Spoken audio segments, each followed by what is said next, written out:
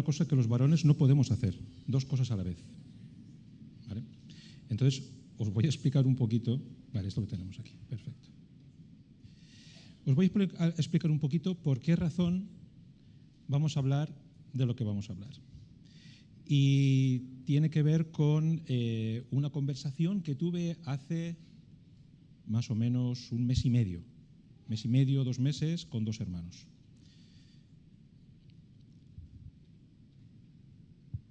¿Ya lo tenemos? Perfecto.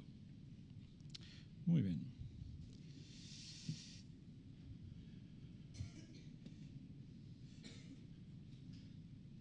Vamos a hacerlos un poco de spoiler. Vale. Pues lo he dicho, hace como un mes y medio, más o menos. Tuve una conversación con un par de hermanos de otras 2 iglesias, no eran de aquí, y estábamos hablando de varias cosas. Y en un momento dado hablamos de una persona que fue a una de esas otras iglesias, ¿vale? Que durante varios años, y estuvo allí y participaba, incluso en misión urbana alguna vez ayudó de vez en cuando podía, consiguió trabajo después de muchos intentos. Pero el caso es que poco a poco se ha ido como, no sé, difuminando, disolviendo, y al final ya no está. Y entonces yo comenté que a lo largo del tiempo vemos eso en muchas ocasiones, por desgracia, pero bueno, en las iglesias hay gente que se acerca durante poco tiempo o incluso mucho tiempo y escuchan y están con nosotros y de pronto no están. Yo me cruzo con el barrio de vez en cuando algún adolescente ya talludito, ya grande, que vino aquí cuando era niño. Y a veces me saludan o a veces, bueno, está bien, está bien. Yo no soy la persona más chispita y simpática del mundo, pero te das cuenta de eso, ¿no? De que hay gente que se acerca, gente que escucha, personas que conviven, que disfrutan, incluso que entienden, y de pronto un día parece que no están. Y hablando con estos hermanos, uno de ellos sacó a colación lo que vamos a leer hoy. Es un texto, no es el más conocido, pero es una escena bastante conocida, que es la de 10 personas que sufren de lepra, que se acercan a Jesús para ser sanados, que de una forma milagrosa son sanados, pero solamente uno de ellos vuelve a dar las gracias y a adorar a Jesús, ¿vale? Este es un poco el tema. Entonces, yo le he pedido a David Baqué, para que esto no sea muy monótono, que sea él quien lea el texto que vamos a tratar ahora. David, por favor, cuando puedas.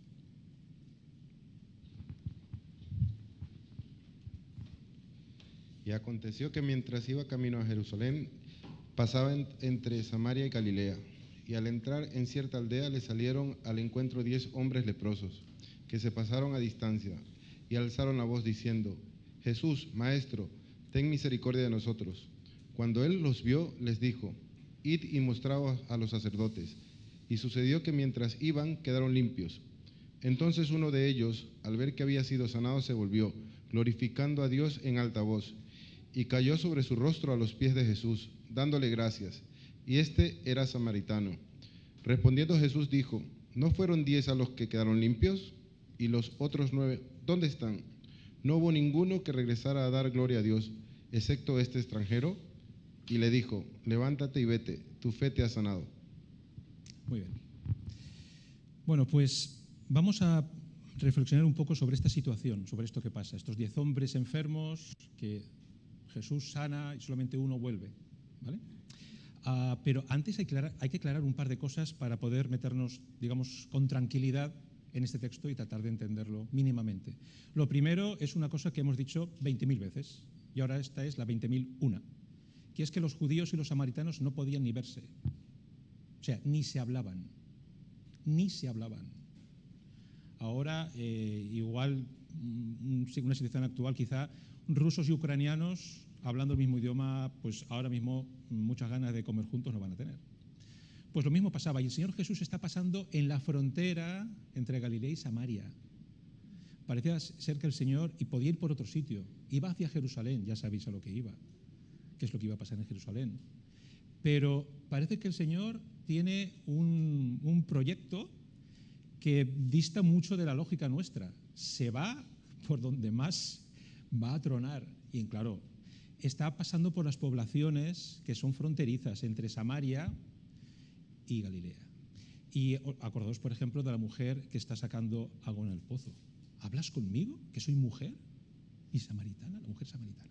O sea que, no, era imposible. Entonces, los samaritanos, vamos, ni verlos.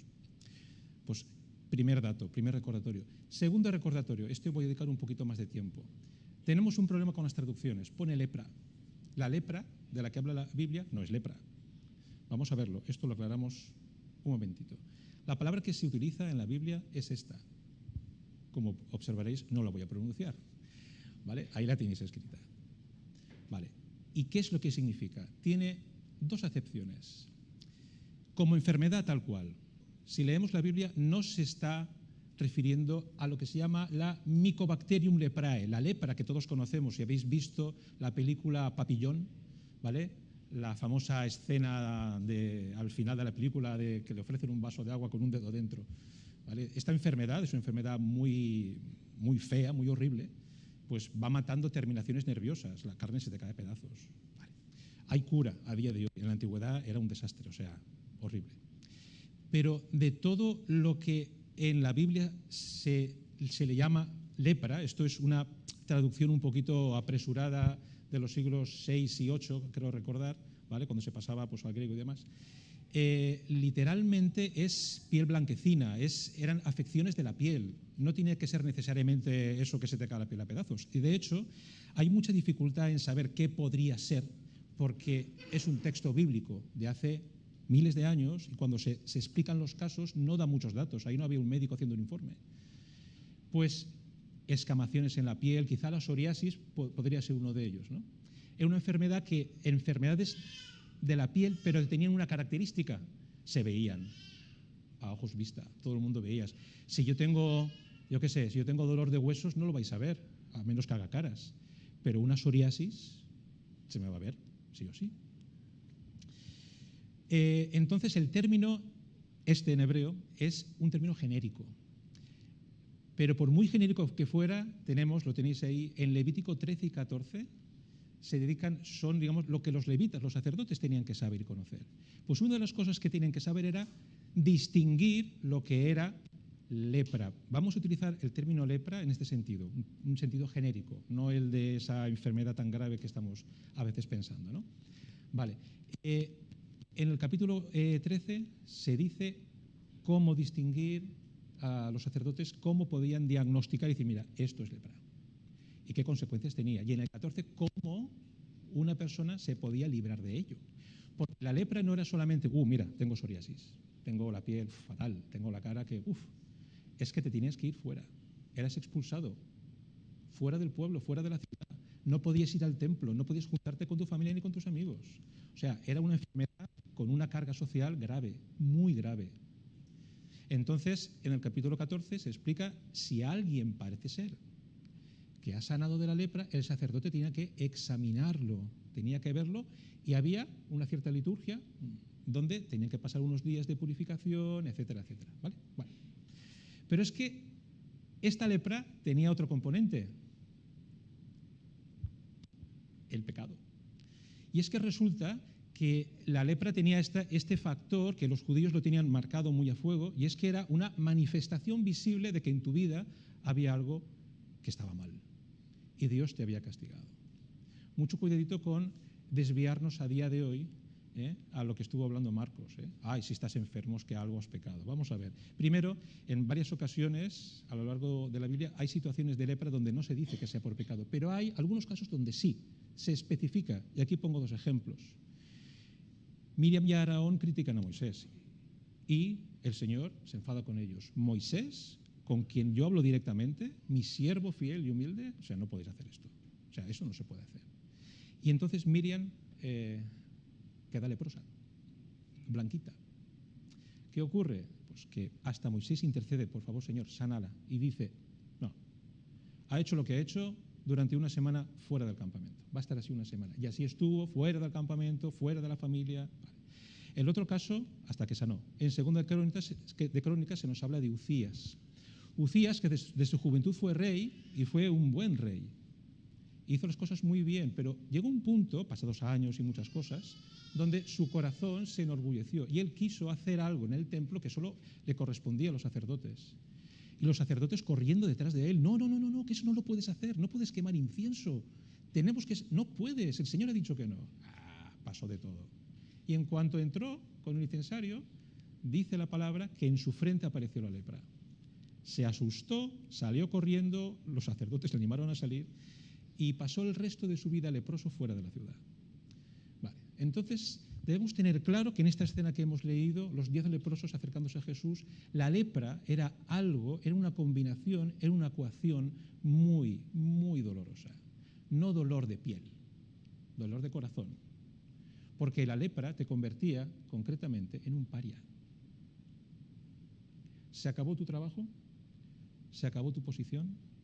¿Se acabó tu familia? Se acabaron tus amigos. Como mucho te ibas a juntar con otros que eran leprosos como tú. De hecho, tened en cuenta que de los 10 leprosos, uno era samaritano. Vamos a suponer que el otro no, o que parte de los otros no. Pues solo se podían juntar entre ellos. Se acabó todo. Todo fuera. En inglés creo que la palabra es outcast, el paria. Y literalmente outcast, el que es lanzado fuera. Fuera, no te quiero ver, no perteneces a la comunidad. Eso era muy grave.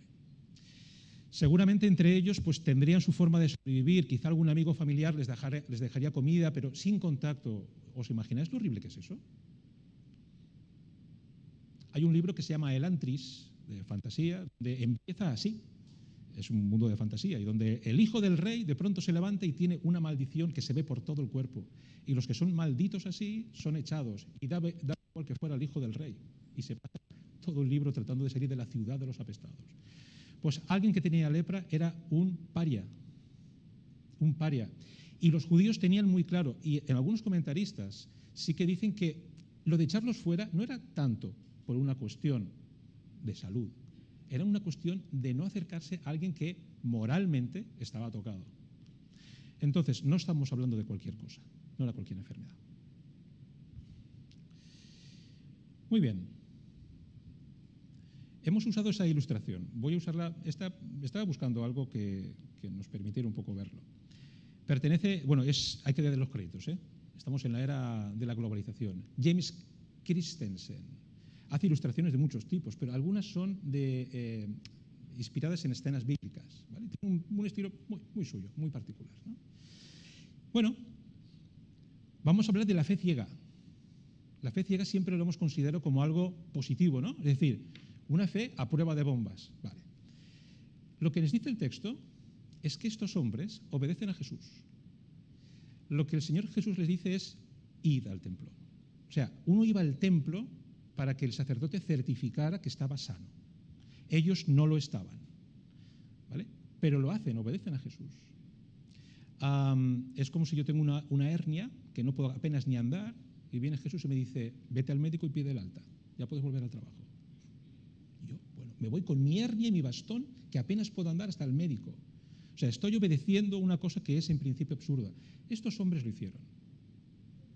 Y por el camino fueron limpios. Y tal como lo describe, que parece que fue una cosa, no fue una cosa poquito a poco, para ellos fue evidente. Entonces nos encontramos aquí, en esta ilustración me encanta a mí personalmente. Es una cuestión de gustos, lo siento. Pues tenemos a la gente súper alegre, me encantan estos. ¿Veis el tercero y el cuarto que están mirando las manos? Oye, mira, tus manos estaban, es como dicen, tus manos estaban con lepra y ahora fíjate, qué alegría, el gozo que tienen, es que es impresionante. ¿Os imagináis que de pronto os devuelven la vida? ¿Que os la han robado? ¿Que no podéis juntaros con vuestra mujer o con vuestro esposo o con vuestros hijos fuera de la ciudad? Voy a haceros una pregunta incómoda. Hablando de esta perspectiva judía, ¿no? De que la lepra era una manifestación visible del pecado interior. ¿Y si el pecado que tenemos en nuestro corazón ahora mismo se reflejara en nuestros rostros? ¿Y si esos pensamientos que nadie conoce, solo Dios y nosotros, aunque a veces nosotros los tapamos, no queremos verlo, esas esquinas oscuras o sombrías, esos impulsos que tenemos controladitos, ¿vale? Bien, ¿vale? Porque somos buenas personas y esto sí no le agrada. Si todo eso saliera a la luz manifestado de una forma visible, no nos aguantaríamos ni nosotros al espejo. Y estos hombres podían volver a casa. Solo hacía falta una cosa. Para poder volver tenía que pasar por el sacerdote que certificara que efectivamente no había ni rastro de lepra. Luego pasarían, creo que eran 7 o 8 días, bueno, había todo una serie de...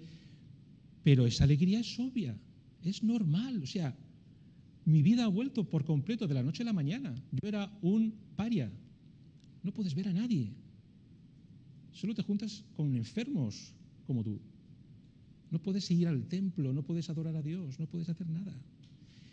Normal esta alegría, es para pegar saltos.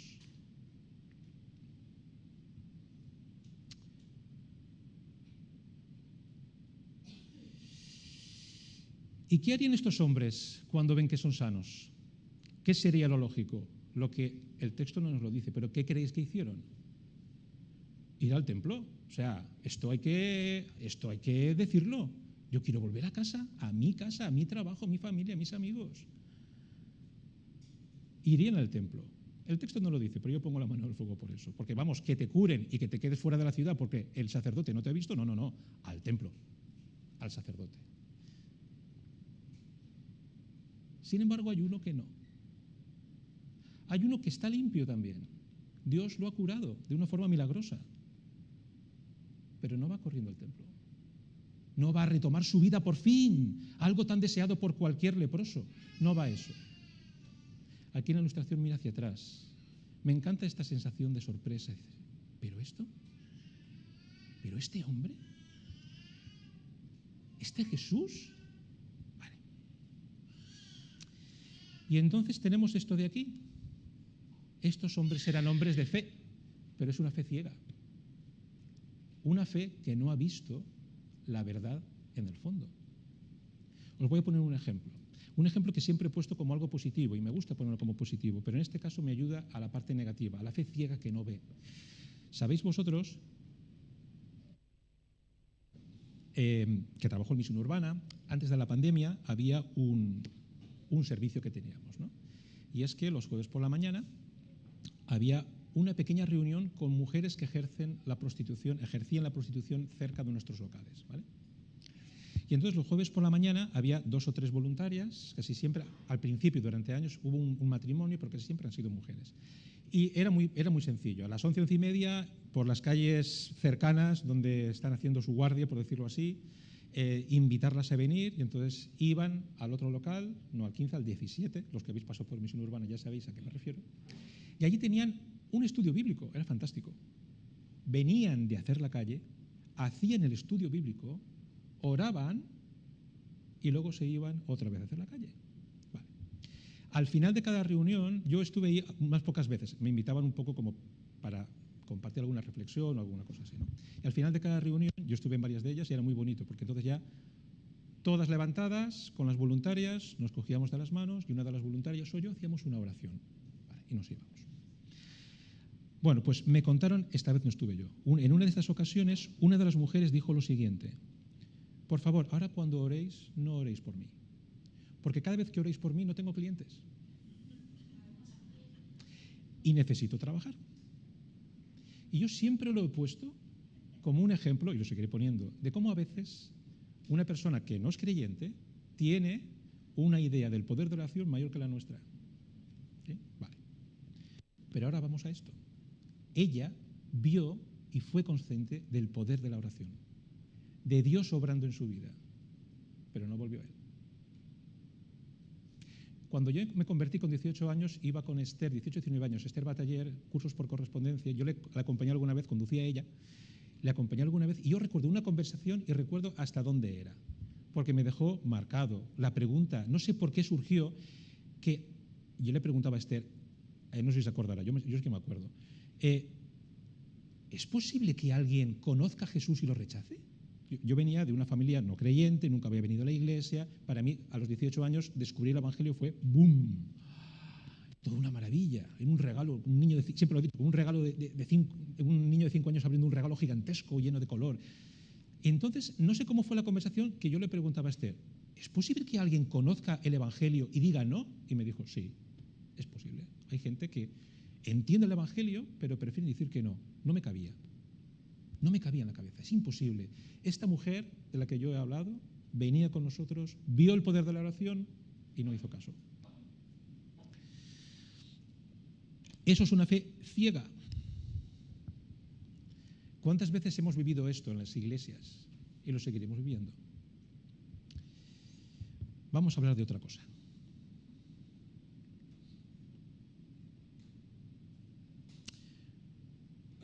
La fe viva. Entonces uno de ellos, al ver que había sido sanado, se volvió glorificando a Dios en alta voz y cayó sobre su rostro a los pies de Jesús, dándole gracias, y este era samaritano. Vale. Tenía una buena noticia: si buscáis a Dios, lo habéis encontrado, y Él a vosotros. A nadie va a rechazar. Un samaritano es lo más absurdo. Es lo más absurdo. Siempre nombro a José de Segovia en una charla que tenía, diciendo, cuando decimos esta persona está cerca del Evangelio, ¿estaba cerca Saulo de Tarso? Saulo, antes de ser Pablo, ¿estaba cerca del Evangelio? No, estaba bien lejos. ¿Y Abraham, que era habitante de una tierra dedicada a los ídolos, estaban cerca? No, pero Dios los rescató igual. No hay nadie que esté lejos del alcance del amor de Dios. Nadie. Da igual cómo sea tu vida, lo que hayas dicho, lo que hayas hecho, da igual cuál sea tu carácter. Todos hemos sido samaritanos, gente alejada, desconociendo por completo. Incluso aunque hayamos nacido en una familia cristiana, podemos ser informados, pero tiene que entrar en nuestra cabeza, llegar al corazón, cómo es Dios, qué es lo que requiere de nosotros y cuánto nos ama. Entonces, la primera buena noticia es que da igual que seas samaritano, da igual tu trayectoria, dónde has nacido, todo lo que te falta o todo lo que te sobra, da igual. Dios te puede rescatar lo mismo y Dios te ama lo mismo. Una cosa a tener en cuenta, en contraposición a este hombre que vuelve, los otros 9 se fueron a conseguir lo que querían. Dios les dio lo que querían, recuperar su vida, pero no volvieron a Dios. Pregunta, ¿observáis en el texto que Jesús vaya detrás de ellos? No, porque Dios nos trata como adultos. Dios enseña el camino, Dios explica lo que ha hecho por ti y por mí, y tú decides. A veces nosotros tenemos la tendencia a ir detrás a aquellos que se alejaron, y tenemos que hacerlo. Y tenemos que hacerlo, tenemos que seguir intercediendo y orando y abriendo las puertas, y Dios las abrirá también.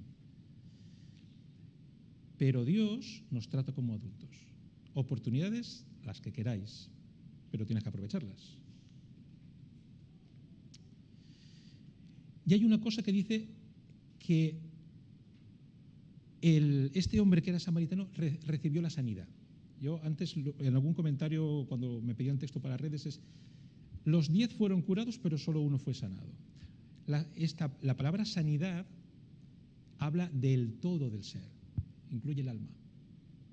En algunas traducciones se habla de salvación, ¿vale? Este hombre no solamente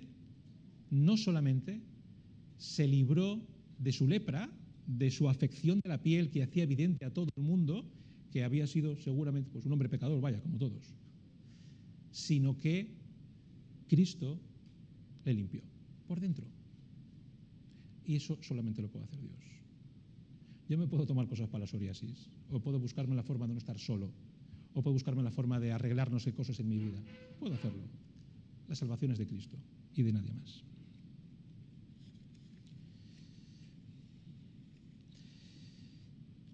¿Cuál es la diferencia entonces entre los 9 que fueron curados y el que fue curado y sanado? El que fueron perdonados sus pecados también. Fijaros lo que dice aquí en esta fe viva. Y como Moisés levantó la serpiente en el desierto, así es necesario que sea levantado el Hijo del Hombre para que todo aquel que cree tenga en él vida eterna. La fe. Solo hace falta la fe. Una fe viva. No andar por casa, no momentánea, porque lo necesito ahora y quiero sentir a Dios cerca.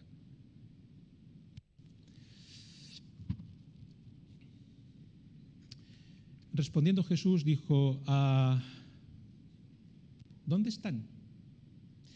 ¿No fueron 10 los que quedaron limpios y los otros 9, dónde están? No hubo ninguno que regresara a dar gloria a Dios, excepto este extranjero, y le dijo, levántate y vete, tu fe te ha sanado. La diferencia entre unos y otros, ¿cuál va a ser? ¿Cuál va a ser la diferencia entre este que ha sido sanado de arriba abajo, por dentro y por fuera, y los otros 9 que consiguieron su limpieza exterior? ¿Vale? Ya recuperaron todo lo que les faltaba. La diferencia siempre es Jesús.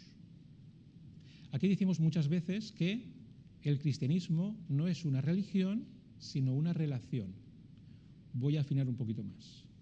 El cristianismo no es una religión. El cristianismo es Jesús. Ser cristiano es estar pegado a Jesús como si no hubiera mañana. Hace un tiempo hablé de la escena donde estas personas tienen que abrir un boquete en el techo y bajar a alguien y les importó 3 pimientos lo que pensara la gente. O sea, a Jesús. Este hombre, que no fue al templo, no fue a recuperar su vida inmediatamente, no fue a iniciar el proceso de, mira que ya no tengo ni una mancha, me quedo 7 días fuera de la ciudad. No. O sea, de pronto, lo que era prioritario para él, que era ser curado, ya no era prioritario. Jesús era prioritario. Este hombre es Dios. Y se postró ante él. Fijaros que Jesús a nadie que se postra ante él lo levanta. Nunca rechaza que alguien le adore, porque él es Dios. En Apocalipsis 22 hay un momento donde Juan se inclina ante un ángel y el ángel le dice, no, levanta. Yo soy consiervo tuyo, adora a Dios. Jesús nunca rechazó, jamás, ni una sola vez, a alguien que le adorara, porque él es Dios. Y la clave al final siempre es Jesús, siempre, nuestra relación con él. Esta mujer que venía a Misión Urbana escuchó de Jesús, lloró con las historias de Jesús, con lo que Jesús decía cuando mis hermanas le explicaban cómo te ama Dios, independientemente de lo que estés haciendo. Algunas de ellas lloraban, desconsoladas o contenidas, se agarraban de las manos y escuchaban la oración y decían amén. Yo no sé, esos son semillas, nosotros estamos llamados a ser sembradores. Yo no sé en el futuro esto qué sucederá, esto está ya en manos de Dios. Pero lo que yo he observado, tanto allí como a lo largo de muchos años en las iglesias, es gente que se acerca y luego se difumina y se va. Pero la clave siempre es Jesús, mi relación con Jesús. Jesús es el que marca la diferencia entre una fe ciega y una fe viva. Ciega en este sentido, la fe que no ve. Jesús es el centro de la adoración. De todas las posibles situaciones que pueda haber en tu vida para acercarte a Dios, da igual cuál sea, ninguna de ellas, al final, el único resultado posible y bueno es Jesús. Da igual por qué una persona se acerca a Dios. C.S. Lewis decía en un libro que no me acuerdo cómo es, Rejoice by Joy, es como impactado por el gozo, por la alegría. Era un libro autobiográfico. Y él ponía un ejemplo respecto de que da igual por qué te acerques a Dios. Y yo cuando lo leí, ¿cómo que da igual? Y él ponía un ejemplo muy de andar por casa, que cuando era estudiante en secundaria le obligaron a estudiar griego antiguo.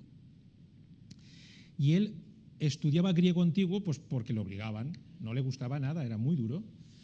Solo después, cuando lo aprendió, apreció lo mucho que podía disfrutar de los escritos de los poetas y los dramaturgos de la antigua Grecia.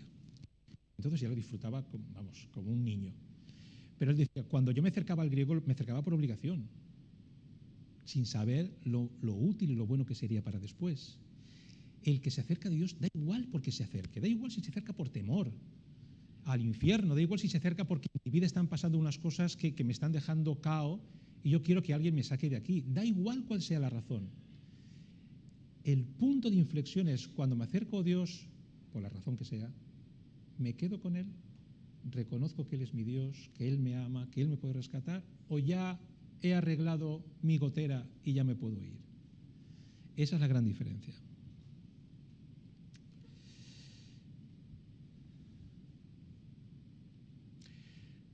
Palabras de Jesús. Yo, la luz, he venido al mundo para que todo el que cree en mí no permanezca en tinieblas. Si alguno oye mis palabras y no las guarda, yo no lo juzgo. Porque no vine a juzgar al mundo, sino a salvar al mundo. El que me rechaza y no recibe mis palabras, tiene quien lo juzgue. La palabra que he hablado, esa lo juzgará en el día final. Dios ha venido a rescatar. Dios quiere que nadie se pierda, pero la decisión es tuya y es mía. Nos acercamos a Dios porque soy jovencito y a la iglesia va la chica que me mola. Nos acercamos a Dios porque mi familia siempre ha ido y yo voy también y me gusta. Nos acercamos a Dios porque nunca he ido a la iglesia, pero cuando escucho de la palabra, y esto lo he visto, lo he sentido, lo he experimentado y lo he visto en otros. Gente que no es creyente que cuando escucha la lectura de la palabra es como si se tomaran un paracetamol en el corazón. Escuchar la palabra de Dios no es una cuestión de magia, es una cuestión de palabra viva que es de Dios. A mucha gente le calma. Y hay gente que se acerca a escuchar.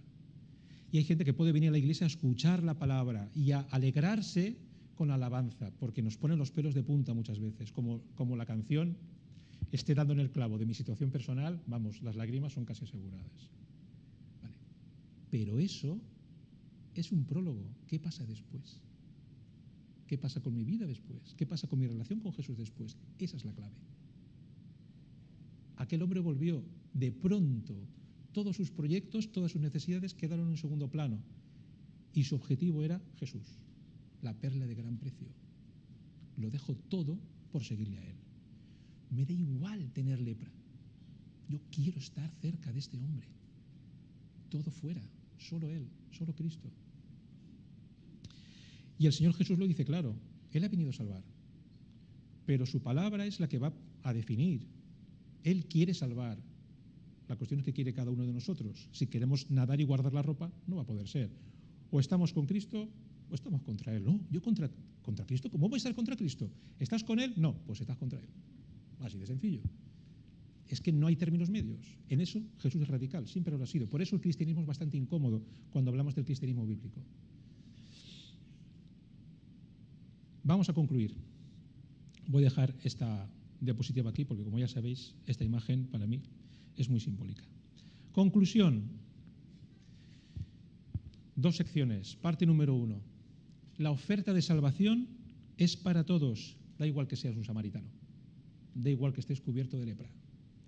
Da igual lo que hay en tu corazón, lo que hay en tu pasado, lo que hay en tu vida, lo que hay en tu carácter. Dios te quiere salvar. Y solamente Él lo puede hacer. Jesús es la clave. No ir a la iglesia, no leer la Biblia de tanto en cuanto, todos los días, da igual, puedes hacerlo todos los días y no acercarte a Jesús. Y que Jesús no sea tu Señor. Es complicado, ¿eh? Hay que hacer malabarismos para leer la Biblia con sinceridad y no creer que Jesús sea tu Señor. Pero el ser humano es capaz de todo. No es esa la cuestión. No es lo que yo hago en la iglesia, no es lo que... No, es Jesús, siempre va a ser Jesús.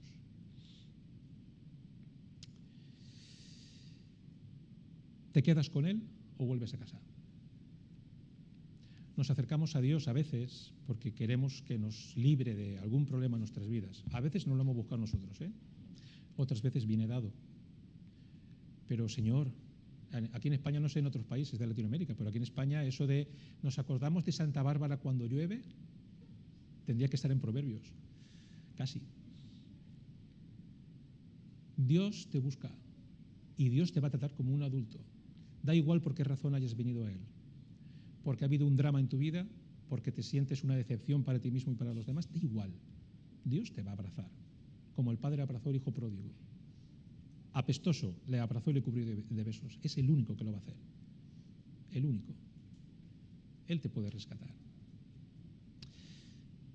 Hermanos y hermanas, a veces leemos estos textos como que hablan para las personas que no son conversas, y es así. Pero para nosotros tiene cosas, muchas, yo voy a decir unas poquitas nada más, que tenemos que recordar. Primero, acordémonos de ser agradecidos.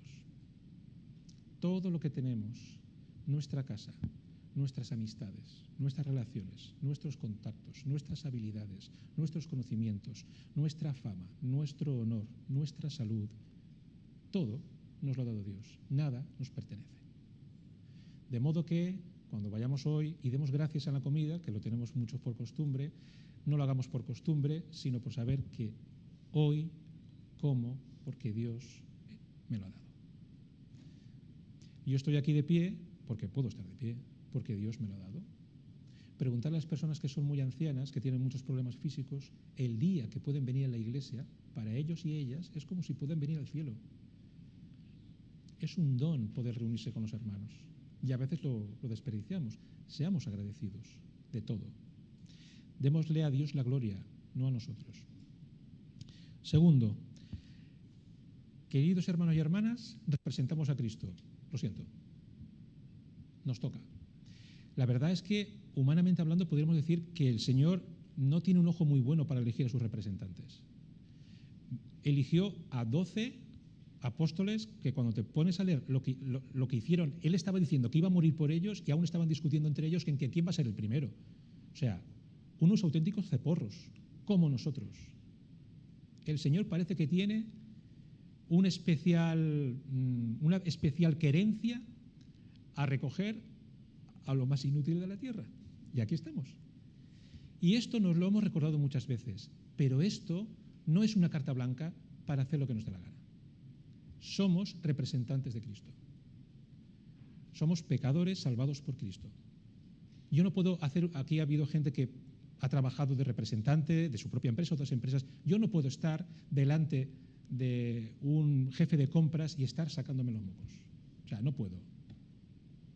Ni puedo ir en chanclas, en pantalón corto. No puedo, lo siento. Vale. Salvando a la infinita distancia.